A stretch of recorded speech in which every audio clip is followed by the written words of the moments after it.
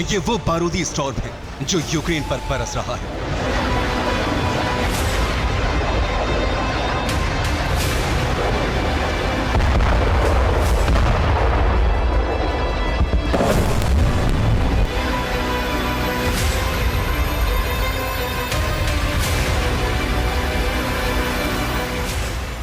ये रूस का वो तूफान है जिसमें यूक्रेन मिटता जा रहा है।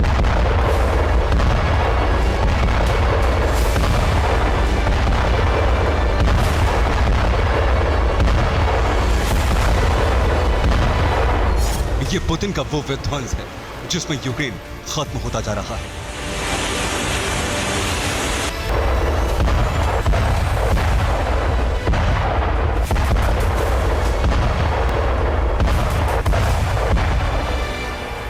पुतिन के क्रोध का लेवल इतना हाई है कि वो यूक्रेन का सर्वनाश करने के लिए सबसे बड़ा और विध्वंसक सैन्य अभियान लॉन्च कर रहा है।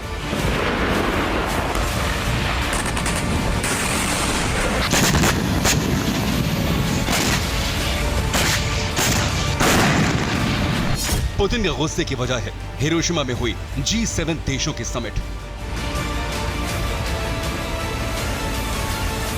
इस समिट में यूक्रेन के राष्ट्रपति ज़ेलेंस्की पहुंचे।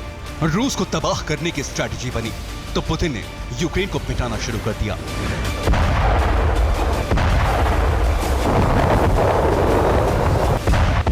जिस वक्त ज़ेलेंस्की हिरोशिमा में थे उस वक्त पुतिन यूक्रेन को बारूद से जला रहे थे। ये रूस का यूक्रेन के साथ साथ नेटो को भी सीधा संदेश था। संदेश ये है कि अगर पश्चिमी देश इसी तरह से उकसावे की कार्रवाई करते रहेंगे तो पुतिन के क्रोध से यूक्रेन का बचना नामुमकिन है। G7 समिट के दौरान ज़ेलेंस्की अमेरिका के प्रेसिडेंट बाइडेन से मिलने वाले थे। इसके पहले ही पुतिन ने यूक्रेन दहन शुरू कर दिया।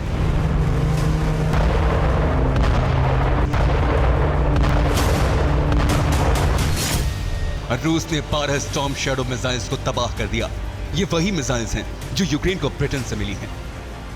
इसके अलावा पुतिन की सेना ने अमेरिका के JBU-3212 गाइडेड बम को भी इंटरसेप्ट कर दिया। यूक्रेन ने हाइमर्स से भी हमला किया, लेकिन रूस ने हाइमर्स मिसाइलों को भी मार गिराया।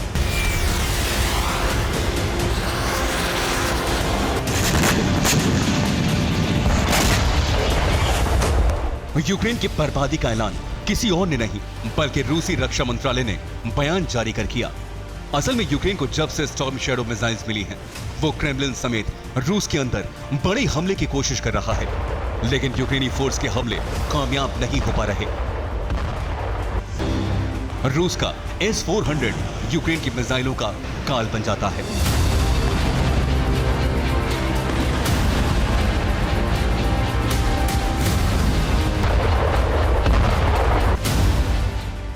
रशियन आर्मी ने एक तरफ स्टॉर्म शैडो मिसाइल्स की कब्र खोदी तो दूसरी तरफ यूक्रेन को मिसाइल, ड्रोन और रॉकेट से पाटना शुरू कर दिया।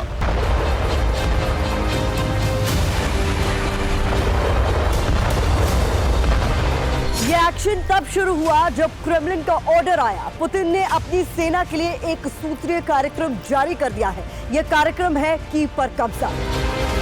पुतिन ने अपने वॉर कमांडर से कह दिया है कि उन्हें हर हाल में कीव चाहिए। इसके लिए अगर एटमी बरसात भी करनी पड़े तो करें। अगर यूक्रेन किसी भी किस्म की हिमाकत करता है तो उस पर विध्वंसक पलटवार किया जाए।